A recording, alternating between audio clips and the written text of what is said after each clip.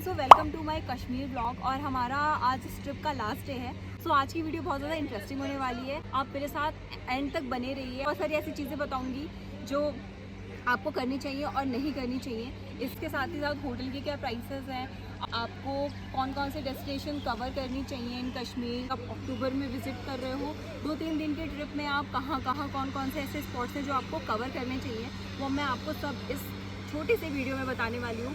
तो हमने जम्मू से फ़्लाइट ली थी कश्मीर के लिए और कश्मीर की वादियों में उतरने के बाद हमें वहाँ पे एक टैक्सी वाले भैया मिल गए थे एयरपोर्ट पे, जिनके पास अपनी एक हाउस बोट थी डल लेक के पास ही। हमें डल लेक ही जाना था, पूरी ट्रिप अनप्लान्ड थी। तो उन्होंने हमें शिकारा राइड ऑफ़र की और हमें बोला कि आप हाउस बोट देख लो हमारी, अगर आपको पसंद आती है तो आप स्टे करना, अदरवाइज़ नहीं। तो हम हाउस बोट पे फाइनली आ गए। It was kind of very lavish house boat, ऐसा मुझे देखने में लग रहा था। तो हमने हाउस बोट में पहुंचने के बाद बहुत ही ज़्यादा हम शॉक थे, क्योंकि हमें बहुत प्यारा सा लग रहा था। This is the whole hall area और अंदर पूरा 3 BHK जैसे बना हुआ था। मतलब 3 रूम्स थे और तीनों रूम में अटैच वॉशरूम था, गीज़र वगैरह अवेलेबल था। ठंड अक्टूबर के टाइम पे बहुत ज़्यादा नहीं पड़ती, बट स्टिल हमें अच्छी खासी लग रही थी, तो हमें गीज़र की ज़रूरत थी। बस ऐसा कुछ हीटर वगैरह नहीं था यहाँ पर कि अगर आपके रूम में हीटर वगैरह अवेलेबल होता तो ज़्यादा बेटर होता।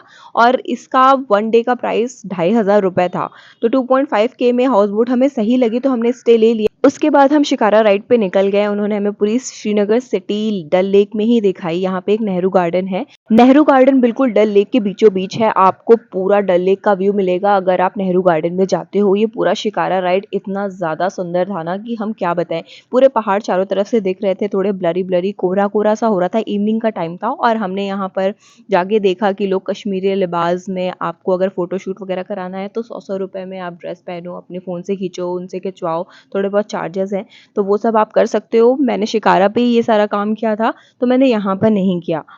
We were feeling so hungry, हम लोग सुबह से भूखे थे। तो वहीं पर एक रेस्टोरेंट था, तो हम वहाँ पे मैगी और पराठे खाने आ गए। उसके बाद हम शिकारा राइड पे निकल गए। यहाँ पे लोग प्री वेडिंग शूट करा रहे थे। It was so scenic view, तो मज़ा आ रहा था। और डल लेक में ही बहुत सारे ऐसे शॉपिंग कॉम्प्लेक्स बने हुए हैं। डिफरेंट डिफरेंट चीज़ें मिल जाएंगी आपको, शॉल वगैरह मिल जाएंगी। यहाँ पे से मत शॉपिंग करना, बहुत ज़्यादा महंगा मिलता है, नकली माल मिलता है। यहाँ पर हम ठग लिए गए थे। हमने पश्मीना ले ली जो कि 2-2 हज़ार की है, जबकि ओरिजिनल पश्मीना तो 2 हज़ार की मिल ही नहीं सकती है। 50,000 वगैरह से शुरुआत होती है, तो आप ऐसा बिल्कुल मत करना। अब कश्मीर आए हैं तो कश्मीर की कली बनना बहुत ज़रूरी था, तो वो भी हम यहाँ पे बन गए। और बस वापस आकर के हमने बहुत सारा खाना इट्स ठूसा। सेकेंड डे इन कश्मीर और यहाँ पर बहुत ज़्यादा ठंड है। We are freezing. और अगर आप लोगों को गंडोला राइड जाना है गुलमर्ग में, तो कश्मीर में आने से पहले आपको वहीं पे, आप 1 महीने पहले, 15 दिन पहले आपको गंडोला राइड के लिए चेक करना पड़ेगा। क्योंकि हम लोग अभी चेक कर रहे हैं तो अगर हमें अवेलेबल नहीं दिख रही हैं, और जो हमें दिख रही हैं वो 2 दिन बाद की दिख रही हैं, जिस दिन हमारी वापसी है। तो इस बात का आप ध्यान रखें। हाउस बोट वालों की तरफ से ही आपको ब्रेकफास्ट एंड डिनर अवेलेबल कराया जाता है। शिकारा भी अवेलेबल कराया जाता है कि अगर आपको सिटी में जाना है, लैंड पे जाना है, तो आप वहाँ से यूज़ कर सकते हो। उसके बाद हम दूसरे दिन पहलगाम के लिए निकल गए थे। तो पहलगाम जाने वाले रास्ते पर हमें सेब का एक बागान दिखा है। आप पीछे देख सकते हो, इतने सारे एप्पल लगे हुए हैं यहाँ पर। इस काउंटर पर हमने बहुत सारे अचार टेस्ट किए, सेब के, और जूस भी पिया। पहलगाम डल लेक से कुछ अराउंड 110 किलोमीटर दूर है। हम पहलगाम पहुंचने के बाद यहाँ पे हमने रेट कार्ड देखा, काफ़ी सारे हाई रेट्स दिख रहे थे व्यू पॉइंट्स के। और एक बात और, अगर आपको शॉपिंग करनी है तो आप प्लीज़ पहलगाम से करिए, श्रीनगर से मत करिए, वो बहुत ज़्यादा एक्सपेंसिव है। इसके बाद हमने वहाँ पर कुछ 7,500 रुपये में बुक किया दोनों लोगों का। और फिर हमने कुछ, उन्होंने बोला कि 7-8 व्यू पॉइंट्स दिखाएंगे। तो this is the first view point, जो कि एक छोटा सा झरना था। उसके बाद हम थोड़ा और ऊपर गए, वो घोड़े पे बिठा करके लेके जाते हैं पूरा ऊपर तक आपको, वाटरफॉल वाले व्यू पॉइंट से। और ऊपर जाने के बाद यहाँ पर हमें बहुत अच्छा सा सीनिक व्यू दिखा। यहाँ पे बजरंगी भाईजान की शूटिंग हुई थी, तो हम वहाँ पे रुक गए। वहाँ पे मुझे बूढ़े से अंकल दिखे थे, तो उन लोगों ने हमें अपना खेत दिखाया, उन्होंने अपना घर भी दिखाया। उनका एक मिट्टी का घर बना हुआ था, जो आप यहाँ पे देख सकते हो। तो यहाँ पर उन्होंने पूरा हमें वेलकम किया कि आप अंदर आओ, हमारा घर देखो। बहुत ज़्यादा क्लीन सा घर था, बहुत ज़्यादा सुंदर प्यारा सा घर था। हम उनके घर के अंदर गए, उन्होंने हमें बिठाया, लस्सी ऑफ़र की, पानी ऑफ़र किया। हमने बैठ कर के बातें की, आप यहाँ पे कैसे रहते हो, सर्दियों में क्या माहौल होता है। तो ये सारी छोटी-छोटी बातें हो गई और उसके बाद हम आगे बढ़ गए। पहलगाम का एक famous point which is called mini Switzerland is just behind us. तो गाइस, सी द कश्मीर।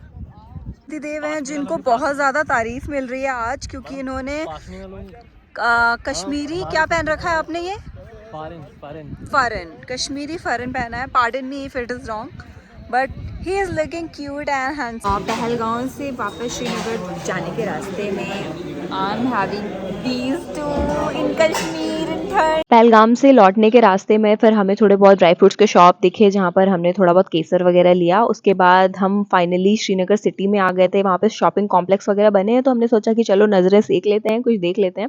यहाँ पे कुछ एग्जीबिशन वगैरह भी लगा हुआ था जिसकी थोड़ी एंट्री फीस थी 10-10 रुपये, तो हम वहाँ पर घुस गए, थोड़ा बहुत एक्सप्लोर किया। एक्सपेंसिव मिल रही थी चीज़ों तो हमने कुछ लिया नहीं। फिर हम फाइनली वापस आ गए। Now this was the third day in Kashmir जब हमें गुलमर्ग विजिट करना था। मॉर्निंग कोट करके हमने ये नवाबी कप में थोड़ा सा गर्म पानी पिया, ब्रेकफास्ट किया और हम शिकारा राइड लेकर के फिर फाइनली श्रीनगर सिटी के लैंड पे निकल गए। और देखो गुलमर्ग के रास्तों की जन्नत।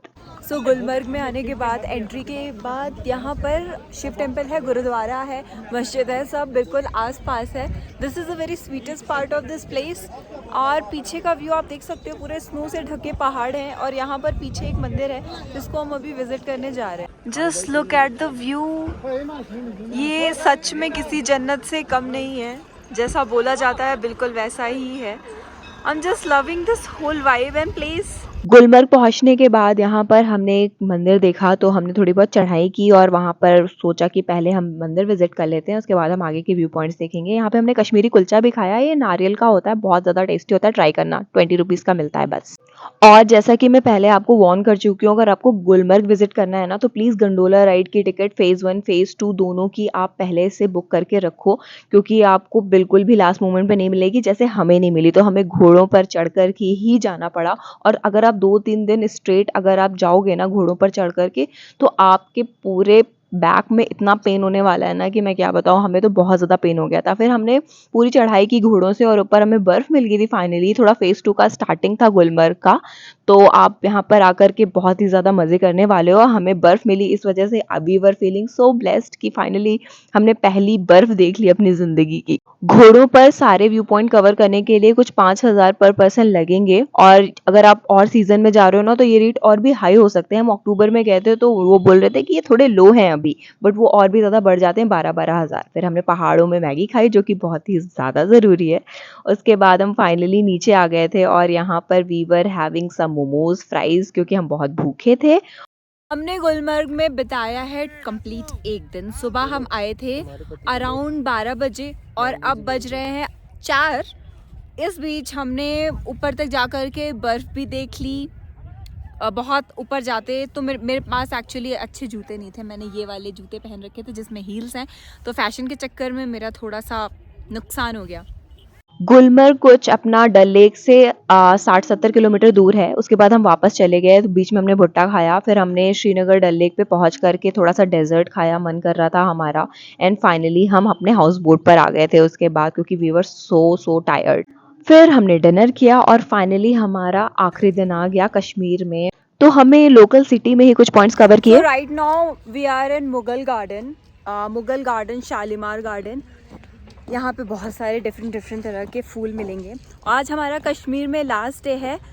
गार्डन में ऐसा बहुत कुछ खास नहीं है, बस फूल लगे हुए हैं, थोड़ा सा सीनिक व्यू है, सुंदर सा है, तो हमने थोड़े बहुत फोटो शूट किए। थोड़ा बहुत यहाँ पर हमने घूम करके वीडियोस बनाई। गार्डन में पीछे यहाँ पे छोटा सा एक मिनी सा फोर्ट भी दिख रहा है और इसके पीछे ये पूरा मुगल गार्डन है। As you can see behind me there is kind of fort. तो बेसिकली 2 गार्डन्स हैं, एक मुगल गार्डन शालीमार है और दूसरा गार्डन है this one is Mughal garden Nishat. तो हमने दोनों गार्डन विजिट किए थे। कुछ एंट्री फीस थी 50-50 रुपए।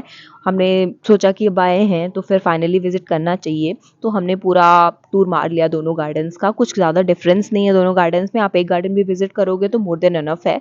आप कश्मीर की पैकिंग कर रहे हो तो मेक श्योर आप कुछ ऐसे शूज़ रखो जो कि थोड़े ट्रैकिंग हो। ठंड का जो लेवल होता है वो हमारे जो दिल्ली में लेवल होता है, हमारे यूपी में लेवल होता है, उससे काफ़ी हाई होता है, तो उस हिसाब से सोच के जाना। और वैसे तो आप बहुत ज़्यादा एंजॉय करने वाले हो। And I found Kashmiri people so lovely. I would like to say कि कश्मीर के बारे में अगर आप मीडिया के थ्रू कुछ भी सुन रहे हो ना, यहाँ के लोगों के बारे में कुछ भी सुन रहे हो, मतलब what I felt on this trip is totally different. Media में ये बहुत ही डिफरेंट तरीके से दिखाते हैं, बहुत ही तेल मसाला लगा करके कि ऑडियंस सुने, मतलब रिएक्ट करे उनकी टीआरपी के लिए, वो कुछ भी दिखाते हैं। मतलब यहाँ के लोग इतना सफ़र करते हैं। पहली बात तो यहाँ पे इतनी सारी बेरोज़गारी है, सिर्फ टूरिज़्म पे 80% यहाँ पर लोग जनता कमाती है और छोटे छोटे टिप्स के भरोसे लोग अपना घर चला रहे हैं।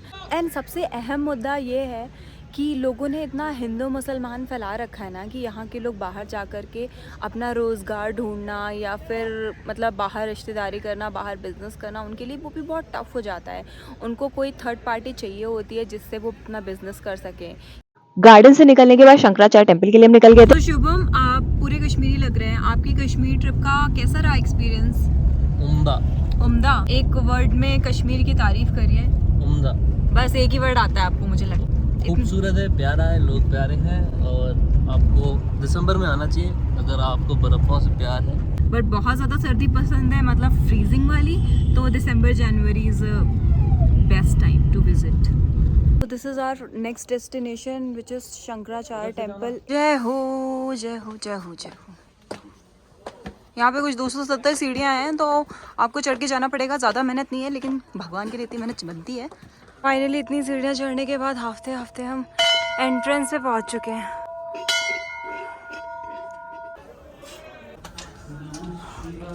From Shankaracharya temple you can see the whole Kashmir.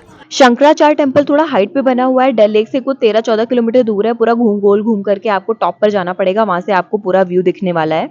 आज हमारे ट्रिप का लास्ट डे है और हम लोग फाइनली एयरपोर्ट पे आ गए हैं। Now we are going to fly back to Delhi और इसी के साथ हमारा कश्मीर ट्रिप का ब्लॉग कंप्लीट होता है। So see you in the next.